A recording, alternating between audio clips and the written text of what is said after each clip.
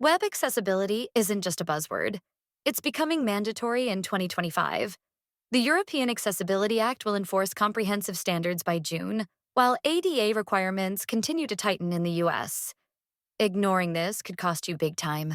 Your website needs to be usable by everyone, including people with disabilities.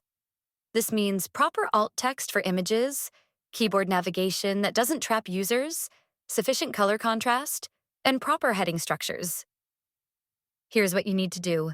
First, run automated tests using tools like Axe or Lighthouse to catch obvious issues. But don't stop there. Automated tools only catch about 30% of problems.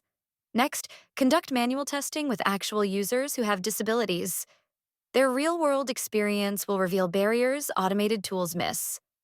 The smartest approach? Build accessibility into your development process from the start. Train your team, use checklists, and schedule regular audits to maintain compliance. This isn't just about avoiding lawsuits. Accessible websites reach wider audiences, improve SEO rankings, and create better experiences for everyone. Companies prioritizing accessibility see improved brand reputation and customer loyalty. Don't wait until you're facing legal action. Start your accessibility journey today with a free compliance scan.